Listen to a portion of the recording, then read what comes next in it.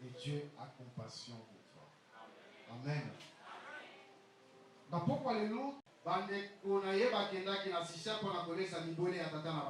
Israël dit à Joseph, frère, vont-ils pas paître le troupeau à Sichem? Viens, je vais t'envoyer vers eux. Et il répondit, mais voici.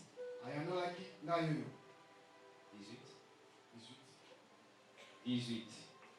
Ils le virent de loin, avant qu'il soit près d'eux. Ils comprenèrent de le faire mourir. Ils se dirent l'un et l'autre, voici le faiseur des songes qui arrive. Venez maintenant, tuons-les et jetons-les dans une citerne.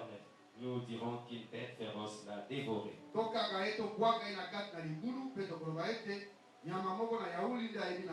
verrons ce que deviendront ces songes. Ruben entendit cela. Il les délivra de leurs mains et dit, ne lui ôtons pas la vie. Ruben dit, ne répandez point le sang de sang. Jetez-les dans cette citerne qui est au désert. Et ne mettez pas la main sur lui. Il avait les desseins de les délivrer de leurs mains pour le faire retourner vers son père. Lorsque Joseph fut arrivé auprès de ce frère, il est des prières de ces tuniques, de la tunique de plusieurs couleurs, prirent et le jetèrent dans la citerne. Cette citerne était vide. Il n'y avait point d'eau. Ils s'assirent ensuite pour manger. Ayant levé les yeux, ils virent la caravane d'Ismaélites venant de Galade. Et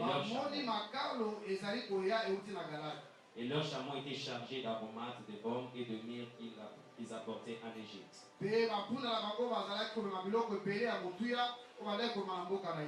Alors Juda dit à ses frères, qu'avions-nous de tuer notre frère et cacher son sang? Venez, vendons-les aux Ismaélites. Et ne mettons pas la main sur lui, car il est notre frère et notre chair. Et ce frère l'écoutèrent. Aux passagers marchands madianites, ils les tirèrent et ils firent monter Joseph hors de la citerne. Et ils le vendirent pour 20 cycles d'argent aux Ismaélites qui l'amenèrent en Égypte. Amen. Amen. Merci. Genèse, chapitre 37, verset 3 à 27. 3 à 13, 18 à 27. Pour l'histoire des Amolaïs, moi, les habitants. Amen. Et totangi l'isolo ya Joseph. Joseph azalaki mwana ya Israël. Oyo azalaki na bandeko na ye ya mibali. Et balobi ete Israël abandaki kolinga ye mingi. Pamba te ntango abandaki kotala ye. Ntango abandaki kotia regard likolo na Joseph. Abandaki komona basouvenir ebele. Balobi ete azwaki na bompaka. Abandaki mpe korapele mama na ye. Alléluia. Et à cause de ma souvenir à malamu azalaki na yango. Et Israël ntango abandaki kotala Joseph abandaki komona ye lokola mwana moko ya malamu, mwana botosi, mwana oyo abandaki kosala esengo na ye. Lorsque Israël abandaki kopose ba regard na likolo na Joseph, abandaki kosepela na ye, esengo wana nde ememaki ye asala ye elamba ya kokese na bandeko na ye ya langi ebele, elamba ya motuya. Amen. Et na nsima na mwa ntango Joseph azwaki bandoto ndenge awuti kotangela biso, azwi bandoto na ye ayebisi bandeko na ye. Et balobi ete bayinaki ye liboso po ete bamonaki ete miso na papa na bango ezalaki favorable epai na ye epesaki bango zuwa ebayinaki ye makasi etango ekoyebisa bango bandoto ebakisaki lisusu koyina wana bayinaki ye makasi koleka meme ata papa ntango ayokaki bandoto wana apamelaki ye alobi olingi koloba nini ete ngai na mama na bandeko tokoya kokumbamela yo mwana moke. Alleluya. Nsima na mwa ntango bandeko bakendeki mpona kolesa bapate ya papa na bango. Papa alobaki na Joseph kende mpona kotala bandeko mpe omemela bango quelque chose. Balobi ete na mosika ntango bamonaki ye balobi ete tala le faiseur des rêves. Alleluya. Moto alotaka bandoto ya pamba, les rêves inutiles. Azako ya lokola zoya boye tozwa ye tokanga ye toboma ye totala soki bandoto na ye ekosuka wapi. Amen. Mais lokola tolobaki ete miso na mawa na Nzambe ezalaki likolo na Joseph, mawa na Nzambe esalaki ete moko kati na bango alobeli na ye aloba ete tokosambola nini soki tokoboma ye aza ndeko na biso aza makila na biso tosala ye mabe te. Tala bandeko baza koya bazokende na Egypte tozwa ye toteka ye lokola mowumbu ebatekaki ye bazwaki mbongo ebamebaki Joseph na Egypte. Et soki totangi na chapitre 39 tokomona ete na Egypte epai oyo akomaki basombaki ye na Potifar. Potifar azwaki Joseph apesaki ye mosala kati na ndako na ye. Joseph na mosala bandaki kosala mosala wana ezalaki ete bofuluki ekota na kati na ndako ya Potifar. E Potifar afulukaki na boyei na Joseph kati na ndako na ye. Ndeko nanga moto oyo azali na regard ya compassion ya Nzambe likolo na ye epai nyonso oyo alekaka bofulukelanaka ye. Nyonso oyo asimbaka epambolamaka. Nyonso oyo asalaka ekendaka liboso. Oyo nyonso oyo asalaka emonisaka nkembo na Nzambe pamba te mawa na Nzambe miso na mawa na Nzambe eza likolo na ye.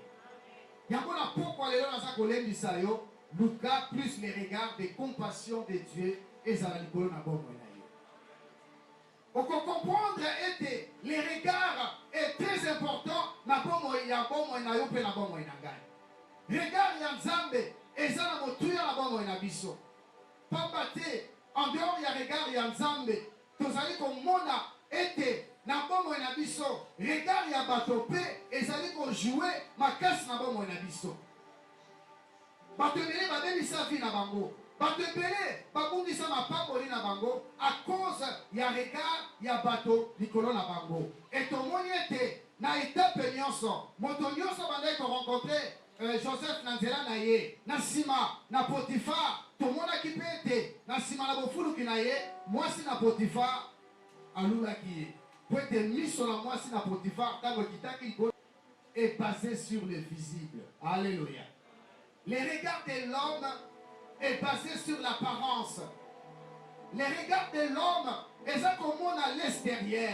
Donc on doit juger selon actes opposés, selon appréciation à maloma yomokolobaka. Et pango pour la bango, babanaï comme on a été Joseph qui était petit, ouais azalaki moke koleka bango, na tango la bango, moto esengela dominé, moto esengela hérité na sima ya papa, ezande mokolo. Ndenge ye moke koleka biso nyonso, aloba ete akodomine biso, akokonza biso, et oyo babandaki koyoka ye koloba par rapport ya basonge na ye, ne bandai kobota kati na bango ba sentiment de jalousie.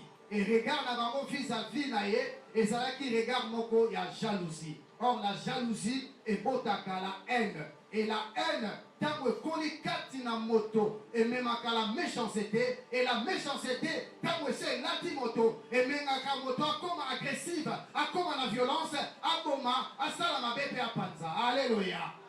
C'est ce qui a mené ce frère à cause d'un regard na bango, o babalai ko tala ye regard ya jalousie. Balukai ko sala ye mabe, balukaki ko boma ye, balukaki ko bebisa pomo ya Joseph. Mais gloire soit rendue à Dieu parce que les regards de compassion de Dieu étaient sur Joseph.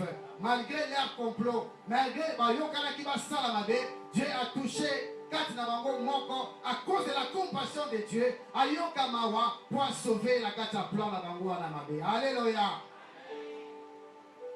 Et tango, nous avons intervenu pour toucher côté maman pour la bango, pour être aïbanako, senga bango te baso pa makila na yete, bateka yata koteka. Et bandeko le ba Ismaïlite, tango ba monaki Joseph. Regarde avant vis-à-vis il y a Joseph, mamona qui était esclave comme l'âme, ou ça marchandise moko ya qualité, auto côté cahier, peut to ko bénéfice belé. Parce que quand bango, les sentiments qui dominaient pour la bango c'était seulement de faire plus de bénéfices. Alléluia. Et oye kwa nime moto, oye tondi kati na moto, les sentiments, oye kati na moto, yango de ko influencer regard wa za ko poser likolo na bon moyen.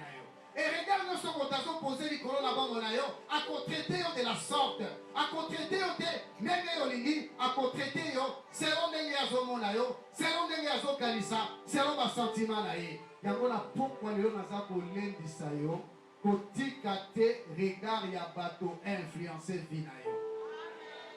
Beaucoup de gens ont perdu leur vie. Parce que les parents nayo, les ndeko nayo, les talakayo, les monakayo toza na tina te, les monakete oza mayele te, les monakete aussi sa classité, les traitayo moins que rien et yopé à cause de l'olenge babandai ko talayo, babandai ko monayo, les traitayo de la sorte parce que le monde regarde la bango et Zali passe toujours sur le visible. Mon qui n'est pas la moto et Jijaka moto, selon ma titre nayo, selon le lenge, il y a rang social nayo, mais Dieu lorsqu'il te regarde, il ne te regarde pas comme le monde te voit. Alléluia. Et le regard de l'homme est sans compassion. Regarde la moto vis-à-vis de la Mawate, Mawesa na mokilité de Bonanga. Tango tokomona moto mosusu botama na libota papa mukabota yo. Mais pona yeta mazotala yo zomona yete oyo penda taba malamu ya sacrifice na livrer na bonane po etengana so ba grade na misala na ngana fuluka. Alléluia. Mais yeba te regard ya compassion ya Nzambe za likolo na yo okoleka mbeka te. Tu ne mourras pas, tu vivras. Parce que le regard de l'homme est sans compassion. Alléluia. Et tant que ma tête qui est, bateau à l'obéité, n'a kotala ye, un peu l'homme, esclave à ma cassi, à sa terre malam, à vos salaires, à votre malam, comme leurs sentiments étaient que, ça a beaucoup de bénéfices, c'est là qui n'a pas sombre Joseph. Pourquoi qu'il est au dégaï? Bateka qui est pas Potiphar. Potiphar, il peut être Watala qui est, alors ça c'est un bon serviteur. Et ma capacité dans ce monde à vous faire prospérer. Oyanga motuya. Yeba ete motonyo so regard azotel yo atala kako pour l'avantage na ye kasi pour l'avantage na yo te. Alléluia. Motamo kilita makotala yo akotala eloko nya motuya oya kozwa kati na yo. Yango mono za moninga moko boy amema koka kala banzela mabe aide te yo koloza songa sana yo atindi yo la banzela ekobo atindi yo boshina pointe la nzela na yo bonzo mbongo bokende liboso yazo tala lokola marchandise oyo komemela beaucoup de bénéfices mais yo ça marchandise à mototé parce que tu es racheté par le sang de Jésus-Christ de Nazareth. Alléluia. Et regarde à ma paix, collègue, et ça regarde à moi si à Potiphar. Autant que Tali Joseph, à mon idée, vraiment un bel homme. Au Nessengeli, Nabimanaye, Nako Isaïe. Dès qu'on regarde le lingo Sambelaka, il y a des gens, on regarde là-bas, autant qu'on a posé les colonnes. Pour ça naie, makalisi naie, ezakaka akwa isayo, ezakaka alongolo na vie de prière, ezakaka alongolo na vie à sanctification, ezakaka alongolo na zelo zakalo pour la côté à samomalamu, poete golu na Nzambe, miso na maana Nzambe lo malikolo na yo, poete obungisa lipambo ni na yo. Mais lorsque regarde à l'olengo na kokwe liboso na likolo na miso na yo, na bongo na yo pardon, lorsque motandengo wana kotala yo pour accomplir ma possalaye, je t'exhorte ce soir d'agir comme Joseph, même s'il faut otika tiniki na yo, obima pamba okima, kima pour la gloire de Dieu. Pour battemele ba bibi sa fille na bango, à cause d'un regard à bateau, bango nanga nyuma, bango sekanga, bango banga na bata betela, na ko luka pe na profet bango, na ko laksa bango ngape na za danser, ngape na yebi, pour être miso na bateau, bien ko kosa yo, à cause d'un regard ya bateau, et pele ba sala ba choix mabele ba so bekete na vie. À cause d'un regard à bateau, battemele ba sala ba erreur, oye koma komemela bango kolela. Pas si peu mignon qu'on a bon na bango malabo na bango. Dès qu'on anga, quel regard y a bateau? Quel regard compte le plus pour toi? Pour moi, les regards qui comptent le plus comme Joseph, c'est les regards de Dieu. Bato ataba sekinga lelo, lobiso kitamba tombolinga, bato wana babobo sande ba seka kinga ilo. Mais kaso bato abetelinga maboko, mais soki nzambe abosalinga, bato wana babo sekanga ikoleka. Vont me plaire à Dieu plutôt qu'au sang. Dès qu'on on dit, aidez, compassion dans un pays qui t'a dit qu'on a bon yo, ne cherche pas les regards des hommes. Va te peler, va baby ça bon bango, va te peler, va son vivre vieux et ça bangoté, à cause d'un regard y a bateau. Et comment ça la tête, motonio sa zotala yo, l'expression des yeux, et ça dit qu'on outa, na ba sentiment, na état d'âme ya moto. Yo to lukaka ete bato, nyo so ba mona o malam, bato nyo so ba sepela na yo, de kolanga bato nyo so ba sepela na na mobilité. Joseph était juste, il était correct. Kotangi ateka sala ki moto mabe. Aïssa ki bango kaka o ezala ki vision za mapesa ki ye.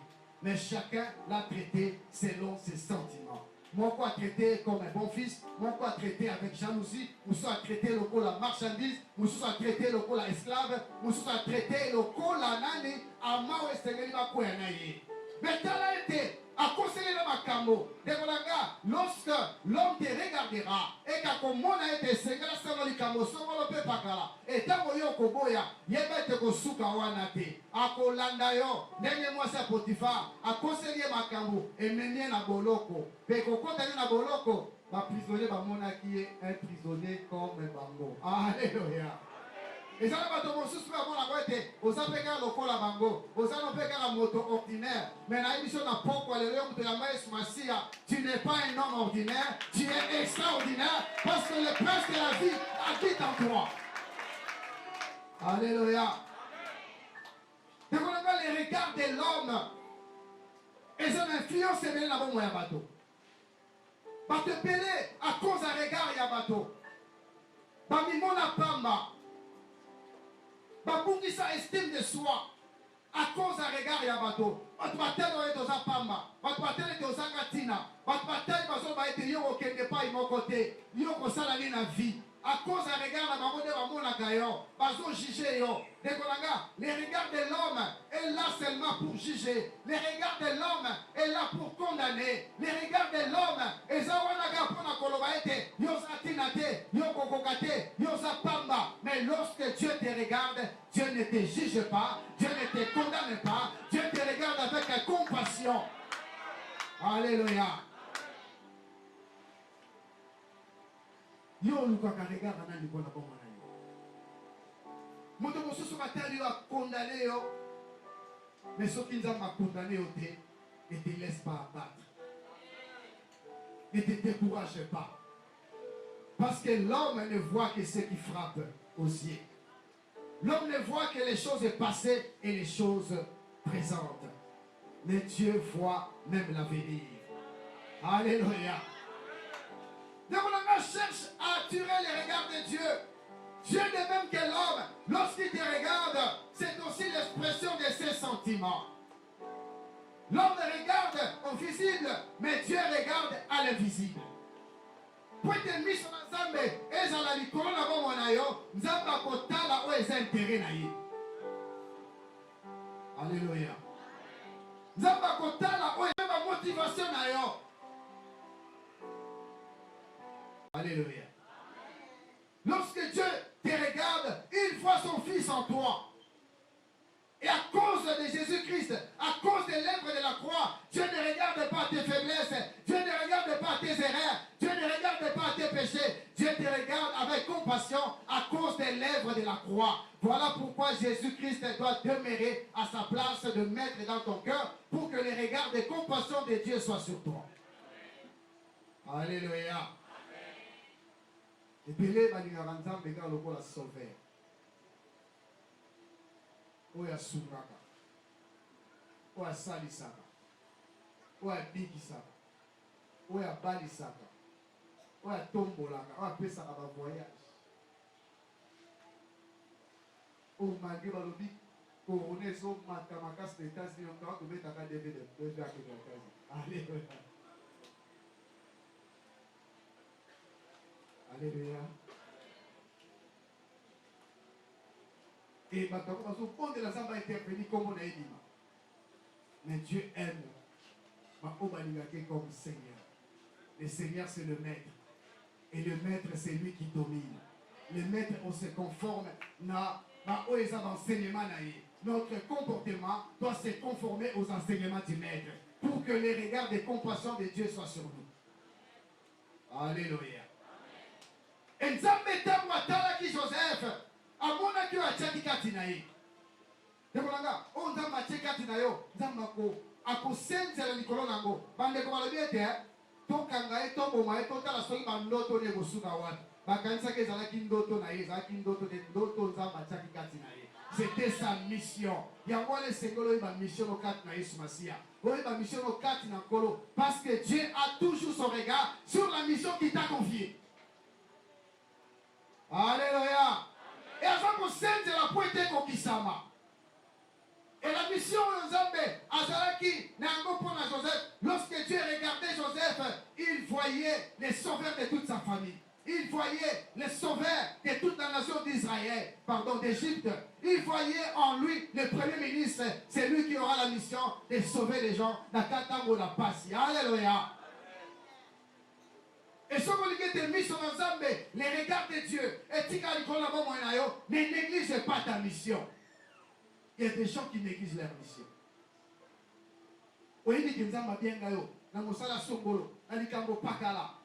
Mais tu négliges. Tu vas t'attirer la colère de Dieu. Et Dieu va t'abandonner pour un instant. Alléluia. Ne néglige pas ta mission. Et cette mission-là, le quoi Nzamba destiné qui est à kotomwama, Nzamba benga qui Joseph na élévation. Il y a un bisika no salega qui nanda kwa ya Potiphar azalaki na élevé. Na prison kuna akoma ki élevé. Pe suka suka akoma ki élevé na kati na mboka na Égypte mobimba. Alléluia. Et na tempo ya konti na kati na boloko na kati na prison. Joseph a se découragé à quitter. Joseph a dit qu'on batte la mission naïe. Et mission de son homme a péché à côté de talent, à côté de kabokati na yo. Yamona, tango nzambe, aza kotala yo, akomona we achakati na yo. Et pour tes missions naïe kokisama, on li kabonzamba a péché qui est, ezalaki abandoto. Alléluia. Yamona tena tango na boloko, na tango azaki emprisonné, Joseph a tika quitté, ko sala mission na ye, ko utiliser talent na ye, bato wana kolota bandoto, basa ko yebisa ye, asa ko interpréter yango. Mais yo zalaka soki mikolo wana ozosanga $10. Evangelisation ke de suspect. Alléluia. Na evangelisation ka bango, ngam na onyo kwa bango. Ndeko nanga musala moko na zwa oyo et ça là à travers yango écoute ça ngapes na za sikoyo o sikoyo échanger finanga na zwa yango na keleki côté ya moto pour bonne la peau na mokaka na souffrance azali na difficulté après notre délivrance auto bonne la kina akangola maki azwa ki affaire à monene et alors qui était pasteur Nicolas Salagani na c'est l'hôtel na hôtel ya kana za chômage abi le kola nzambe no akangolinga yaka to kende to sala iloko. Alléluia. Et qu'on a ça na mapamboli epele okokuta nango kaka tango kozala na kati na ilanga na nzambe tango kozala na kosala mosala nzambe abenga kosala miso na nzambe ezalaka likolo na baintere na ye. Intere na nzambe eza mission ya confie yo, intere na nzambe eza dongo ya chakati na yo, intere na nzambe eza talent oyo apesa yo. Ntango ozosalela yango la compassion miso na mawa na nzambe ekozala likolo na yo mpe ekoleka na kotombola yo. Alléluia. Yo moto omimonaka pamba, yo moto omimonaka kozanga ntina mpo bato batala oyo baloba, yo moto osalaka baeffort na yo nyonso na vi na yo, makambo nyonso osalaka mpo na olukaka kosepelisa miso ya bato. Il n'y a pas plus malheureux que moto azovivre ka pour plaire aux gens. Pour moto ozoluka kosepelisa oza esclave na ye. Alléluia. Yango mona moto akosala baeffort okota ata baniongo mpo olakisa moto miso wana ozolinga lolenge olingi amona yo kaka mpo ya monake eza ndenge wana. Mais or kati na yo moko ti souffre. Mais lokola moto amonaka na ye kaka eza libanda akomona te. Mais nzambe amonaka na kati ntango azotala komona mpe kati ya motema na yo. Et lorsque Dieu te regarde, quels sont les sentiments qui t'animent? Alléluia. Parce que les camoufles sont payés à moi là. Regarde la bateau de colonne ailleurs. Mais il y a aussi, regarde la yomoko de colonne ailleurs. Comment tu te vois toi-même? Alléluia. Quand tu te regardes toi-même, si tu n'as pas ton bouton avant là, quand on fait la yomoko, sans bouton, sans télévision, sans radio, lorsque tu te regardes, au Kanisakani ni bon à yomoko. Mais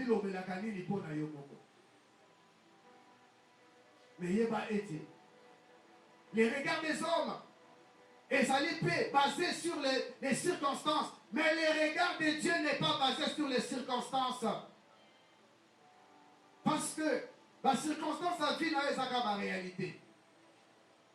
Vérité ça, c'est que Dieu t'a confié comme mission. Vérité ça, les talents que Dieu a mis en toi. Vérité ata tango eleki ndengeni suka et kokokisama etikalaka vérité. Mais la réalité a vie à moto changeaka. Alléluia. Mais la réalité eza koza chômeur.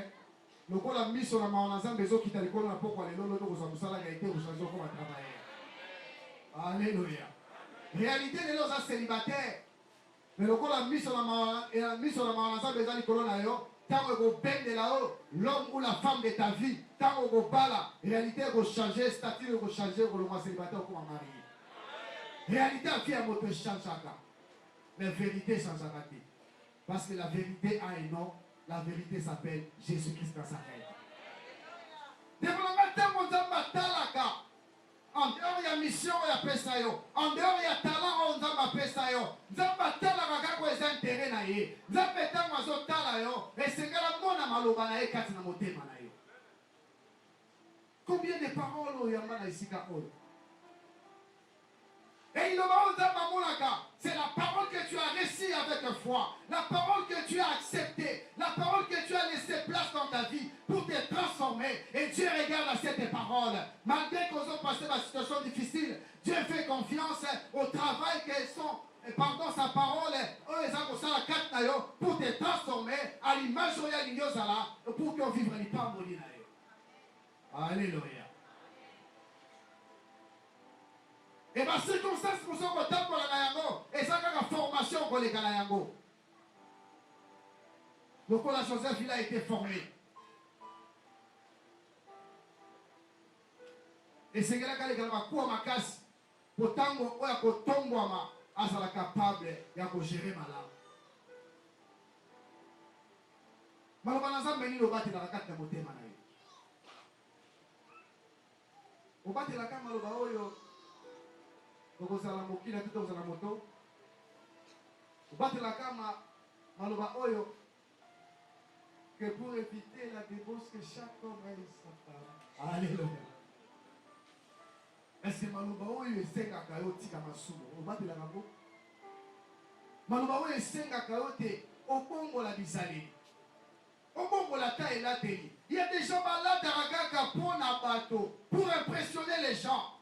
Il y a beaucoup de chrétiens, on va vivre comme s'ils ont porté un masque. Donc, ils ont essayé de vivre. Ils vivre seulement pour impressionner les gens. Ils vivre pour chercher l'approbation des hommes. Dès qu'on si tu cherches l'approbation des hommes, tu es malheureux. Alléluia. À cause de cela, il peut y avoir café dans la vie là-bas. Pour qui ça m'a pas moli là-bas. Dès qu'on a et luka motuya na bombo na yo we sengelo luka mokolo na mokolo na esika nyonso na tango nyonso na makambo nyonso pour être miso na mawana zambe za likolo na yo c'est de chercher de vivre pour plaire à Dieu, de chercher de vivre selon la volonté de Dieu. Attention niveau qu'il m'a mis télémélion, mais yo za ngambo na Zambe, ozali oza majorité, oza na tino lukate majorité parlementaire. Alléluia. Yo na Jésus-Christ oza plus que les 250 plus 1 majorité à parlement. Alléluia. Si tu cherches à plaire aux hommes, tu vas aller des consultations, des dialogues à dialogue. Mais lorsque tu plais à Dieu, c'est Dieu qui va décider pour toi. Alléluia.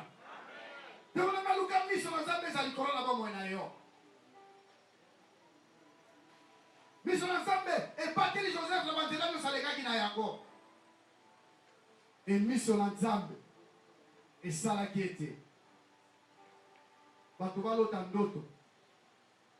Et Joseph a sali na onza machaki katinae. Onza matalaka. Et sangoane kende pas Pharaon. Et Pharaon a bengaye. Tango e palota kindoto. Et Nzambe o ya batelaka. Lokola Joseph a ko batelango. Nzamba zo tala yango. Akenake pas Pharaon. A lobaki. A talisaki ye. Et Nzambe a lobola qui est de la poussière à la gloire. Et on a beau vivre, on va pas voler un dégoal. Et un dégoal est légal à la bateau de Simbikis. Alléluia. C'est comme un ami, votre papa dit ça va être à Simbikis. N'engeni ni mutozala qui na elelo. Wa muninga monda zoloba. Tosola azol lukata $10. Avec 950 $10. Mais après 3 jours, le bananga a vu $150 000. Ah, basta. On a fait la tête, ça va être exact. Alléluia. Après ça dit que Amiwana, il a 20 dossiers. Et ça, la bamboula. On a prié, on a gêné pour ça. Tout ça, la démarche, tout le monde a mengue nyonso. Mais mon colo, mon compte, mis sur la zone de baguette. Parce que d'ailleurs, les lois, mon colo, c'est les souka. Donc, si on a besoin de faire un agrément, on a un financement à la mouga na tomo avec plus de $100 000. Et mon kilobi na simbiki cité, mis sur la mamanasa mais likolo na yo. Donc on a luka mis sur la mamanasa mais likolo na yo. Parce que la compassion de Dieu est liée à son amour. Alléluia. Lorsque Dieu te voit, à ce moment tel que tu es, Dieu connaît tes pensées, Dieu connaît tes sentiments. Dieu connaît tout. Voilà pourquoi les Golanga ne mis sur l'ensemble, Zalanga n'a aucun problème. À cause de l'ensemble, pour ça, on a un monde à dire. Alléluia. Parce que Dieu habite en moi. Alléluia. Les Golanga, tout le cas, regarde l'ensemble, les Golanga. Et ceux qui ont parti les regards ensemble, les Golanga, sont des Golanga. Au moment où on a été, Nzambe akokokisa oye alakayo. O Nzamba loba iloba na ye, babeza ka sima na yango pona kokokisa yango. Yo batelaka nini? Bato bazotala yo, lokoma yebi tokote na famille songolo, ayebi kokote na famille pagala. Bayebi te famille wana, bapapa bagate, famille wana, babongaka te, famille wana, basalaka eloko balonga te, bazotala na liso wana, me babosali ete. Oyo yamba, oyo ndima, yenda chazaka histoire à vie à bateau. Et de l'anzana, on est histoire à famille, la vie va changer.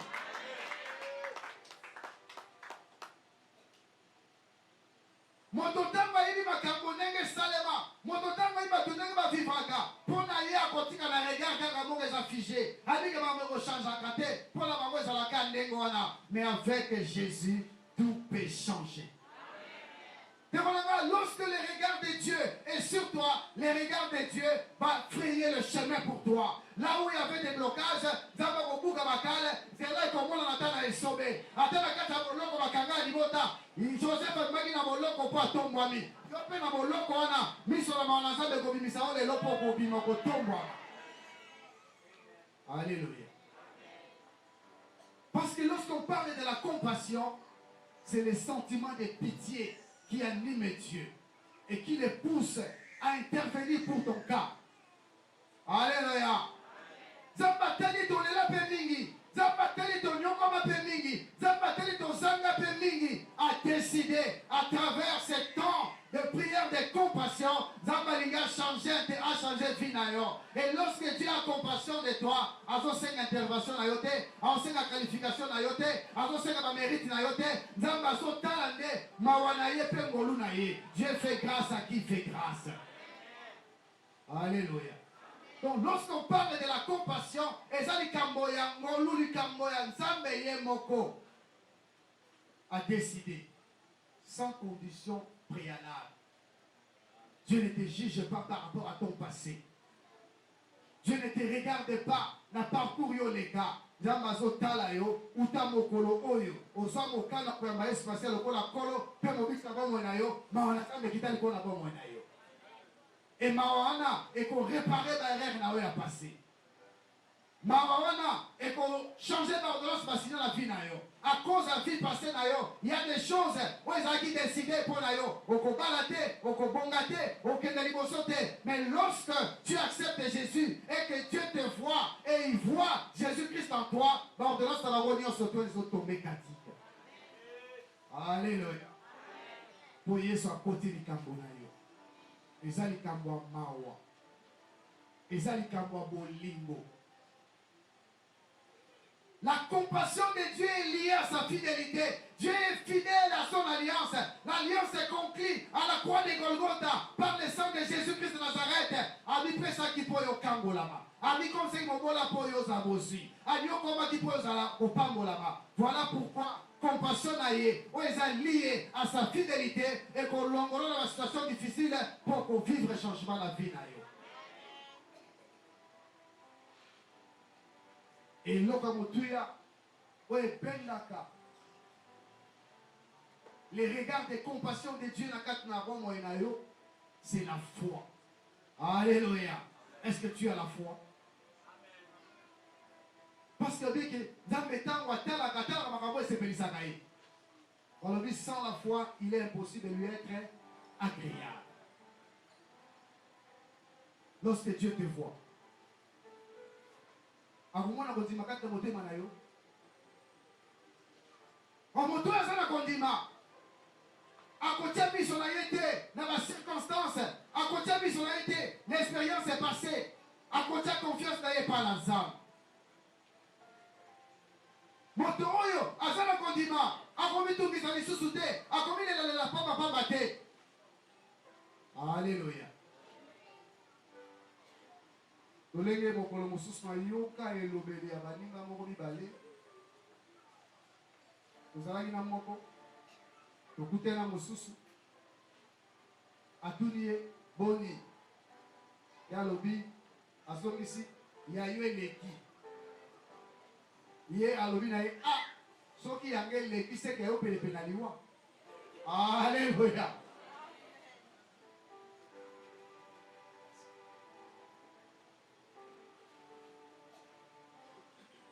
Ya zoki se dit pepe na liwa ndeni adi ponga passion na sala ngoyo zo ba yange leki to bazokumisa pasi na bango ngana yo to sala kondima to kotato la susu monene na makambo na biso te to kotato la monene na Yesu Masiya to komona ba problème te mais to komona nde ba solution to za na langage ya kokwesa matala langage ya elonga. Alléluia. Et la foi ce soir nous savons que c'est ta réaction vis-à-vis de la parole de Dieu. La parole que tu as entendue ce soir, réagis positivement, tu verras la gloire de Dieu et les regards de compassion de Dieu vont changer l'histoire de ta vie. Que Dieu bénisse sa parole.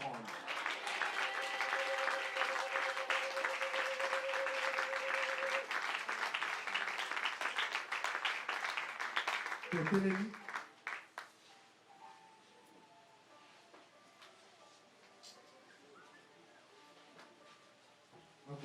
ça, il faut que le pasteur Gaston tombe sur la prière.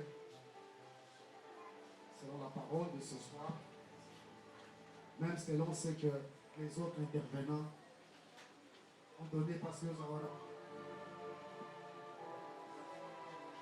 On nous entend les cantiques pendant ce temps. Regarde dans ton cœur